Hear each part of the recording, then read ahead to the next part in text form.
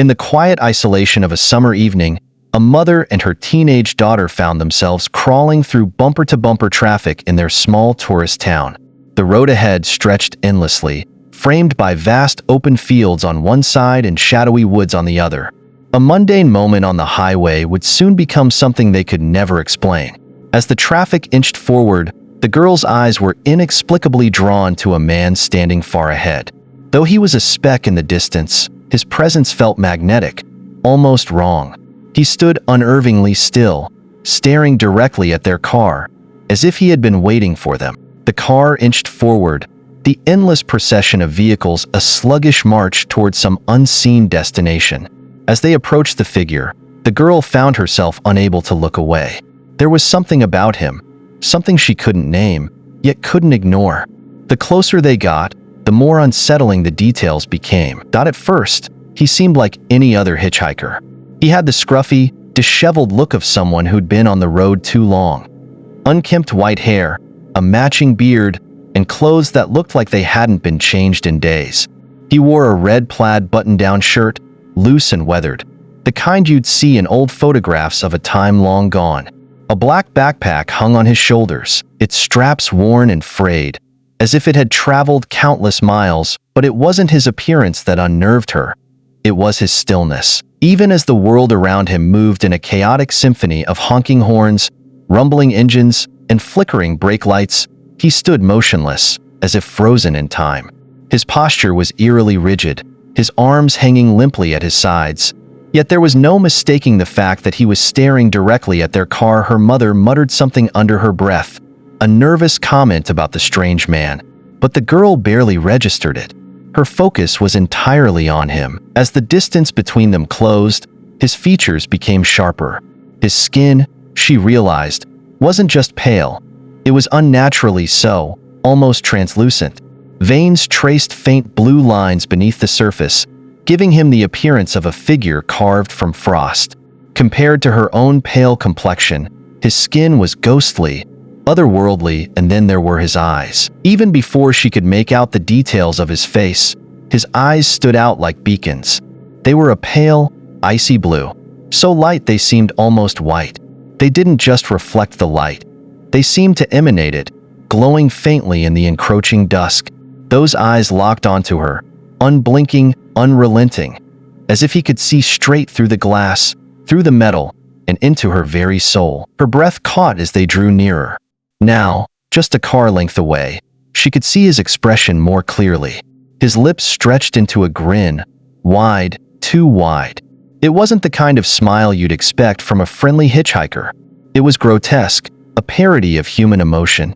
The corners of his mouth stretched unnaturally, as if his face had been frozen in a permanent, chilling mockery of joy. She felt a chill creep down her spine, her body instinctively recoiling even as her eyes refused to look away. The car finally pulled alongside him. Her heart pounded in her chest, but he didn't flinch. He didn't wave, didn't gesture, didn't move. His head turned ever so slightly, enough to keep his gaze locked on their car. She glanced at her mother, her voice caught in her throat. Her mother's knuckles were white as they gripped the steering wheel. Her face set in a tense, unreadable expression. It wasn't just her.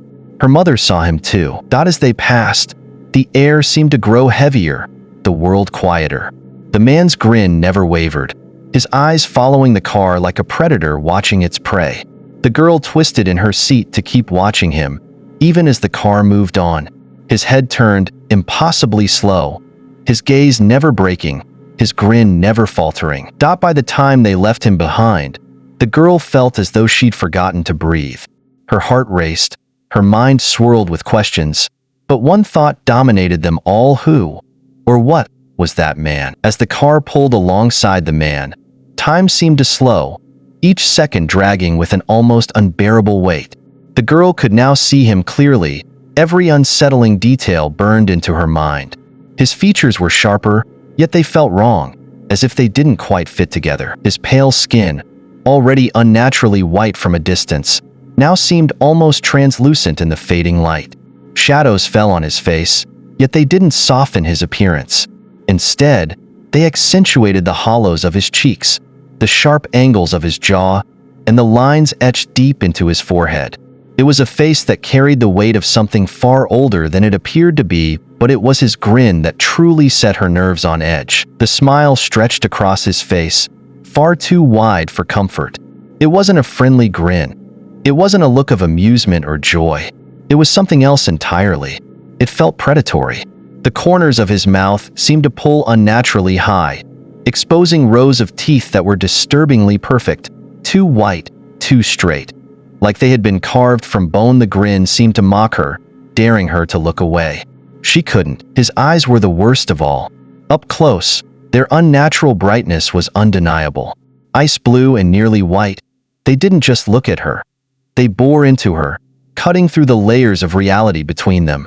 She felt exposed, vulnerable, as if he could see every thought, every secret she had ever held. Her mother's voice trembled as she whispered, "What's wrong with him?" But the girl couldn't answer. Words felt distant and meaningless in the face of such a presence. The man's gaze never shifted. Even as the car moved past him, his piercing eyes followed. His head turned with an agonizing slowness, tracking the car's movement. The way he moved wasn't natural. There was no hesitation, no awkwardness, just a smooth, deliberate motion that felt more like a machine than a human being. The girl twisted in her seat, unable to break the connection. She stared back at him, her heart pounding in her chest, her breath shallow and uneven. She wasn't even sure why she kept looking. It was as if something inside her needed to hold his gaze, as if breaking it would somehow make everything worse. And still, he grinned. The sound of the world outside seemed to vanish. The rumble of the engine, the murmur of other cars, it all faded into a strange, oppressive silence. All she could hear was the thud of her heartbeat and the faint, almost imperceptible sound of her own breathing. As they finally pulled ahead, the man began to fade into the distance, his form shrinking but never disappearing entirely. His grin remained etched into her mind, his pale, glowing eyes lingering like an afterimage burned into her vision. When he was finally out of sight, the tension in her chest didn't lift. She turned back around, her body trembling as if she'd been holding herself together with sheer willpower. "What was that?" her mother whispered, her voice barely audible over the hum of the car. The girl couldn't answer. She didn't know. All she knew was that those eyes, that grin, would haunt her for the rest of her life. As the car continued down the highway, the man's presence lingered in the girl's mind like a phantom. She twisted in her seat to keep watching him, unwilling to let her gaze break from his. Something deep inside her, something primal, warned her not to look away. It felt as though doing so would give him power, as if his stare would somehow reach out and claim her. The man remained rooted to his spot, motionless except for his head, which turned with an unnatural, mechanical precision to follow their car. His piercing, ice-blue eyes locked onto hers, glowing faintly even as the distance between them grew. There was no emotion in his face, no anger, no malice, no curiosity, just that wide, unnatural grin and those unblinking, predatory eyes. The girl's chest tightened as the air in the car seemed to grow heavier. Her mother, gripping the steering wheel, glanced nervously into the rearview mirror, catching sight of the man's figure shrinking into the distance. "He's still looking at us," her mother said, her voice barely above a whisper. It was a statement, not a question. She had seen it too, that unrelenting gaze. The world around them began to feel muted. The rumble of the engine was a distant hum, the other cars on the highway fading into a blur of lights and shadows. Time stretched, every second dragging on as though the man's stare had bent reality itself. The girl couldn't help but wonder, why them? Why had this stranger chosen their car out of all the others on the highway? There were dozens of vehicles crawling along the road, yet his attention had been solely, unwaveringly focused on her. And then she noticed something even stranger. As their car moved farther away, the details of his face remained disturbingly clear. Though he should have become nothing more than a blur in the rearview mirror, she could still make out his icy eyes, his translucent skin, and that chilling, too wide grin. It was as if the distance didn't matter, as if he existed outside the normal rules of perception. Her mother's voice trembled. "Do you think he'll follow us?" The girl didn't respond. She couldn't. There was no rational answer she could give, No way to explain the growing dread that pressed against her chest as the man finally began to disappear into the haze of the distant road. His unbroken stare seemed to linger, burning itself into her mind. The girl let out a shaky breath, but the tension didn't lift. She turned forward in her seat, trying to shake the feeling that the man was still there, just out of sight, waiting. Her mother spoke again, her voice tight with fear. What was that? The girl shook her head, her voice barely a whisper. I don't know, but I think he wanted us to see him. Silence filled the car, thick and oppressive, as they drove on. Neither of them looked back again, afraid of what they might see, or what they wouldn't. The car sped along the highway, leaving the eerie figure behind, but the tension inside the vehicle refused to dissipate. The girl and her mother sat in silence, the weight of what they had just experienced pressing down on them like a heavy blanket. The hum of the engine was the only sound, yet even that seemed muffled, as though the world had somehow grown quieter, darker. The girl stared straight ahead, her hands gripping her knees tightly. Her pale face reflected the faint green glow of the dashboard lights, her wide eyes unblinking as she replayed the moment over and over in her mind. She could still see his face, the translucent skin, the unnaturally wide grin, and those eyes. Those terrible, ice-blue eyes. She shuddered involuntarily, and her mother glanced at her briefly, her knuckles white against the steering wheel. You saw him too, didn't you? Her mother asked, her voice barely above a whisper. The girl nodded, unable to form the words.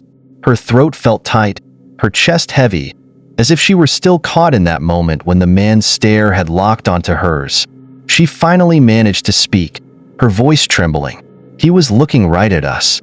At me. Her mother nodded slowly, her gaze flickering between the road and the rearview mirror, as though half expecting to see him again. I've never seen someone so pale, she murmured. It was like he wasn't real. The girl's head snapped toward her mother. You think he was? Something else. Her mother hesitated, gripping the steering wheel tighter. I don't know, but those eyes, they didn't look human.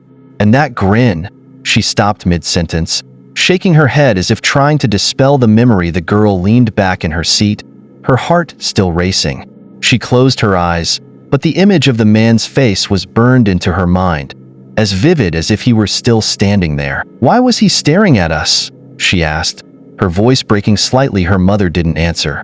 The question hung in the air, unanswered and unanswerable. The car's interior, usually a place of comfort, now felt stifling. Every sound, the hum of the engine, the faint rustle of the wind against the windows, seemed magnified, oppressive.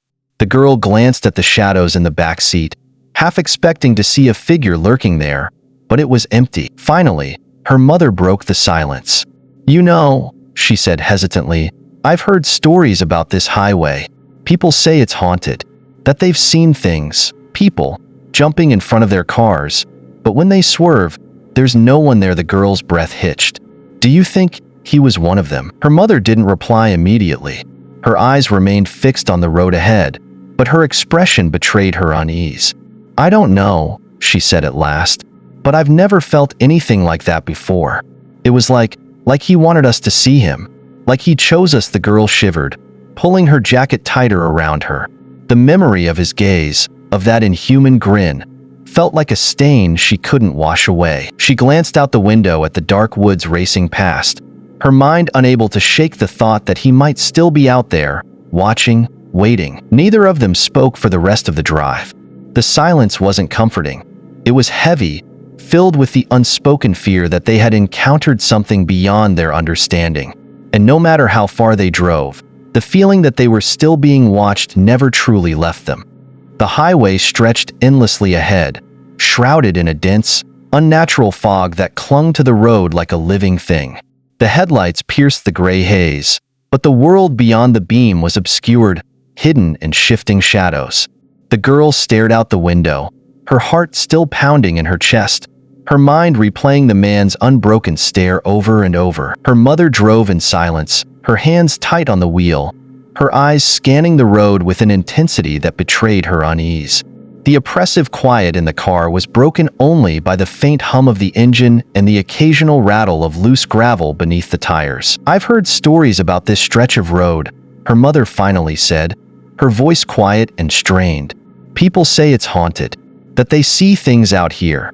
Things that shouldn't be there." The girl turned to look at her brow furrowed.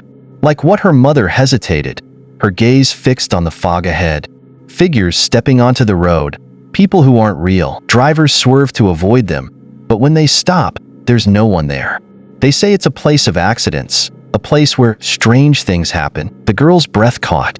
Her mind raced, connecting fragments of the encounter with the stories her mother described. "Do you think he was one of them?" Her mother didn't answer immediately, her jaw tightening as she gripped the wheel. "I don't know what he was," she said at last, "but he wasn't normal. That wasn't human." Outside, the fog seemed to thicken, and the shadows of the surrounding woods shifted as though something unseen was moving within them. Neither of them dared to look back, afraid of what might be watching.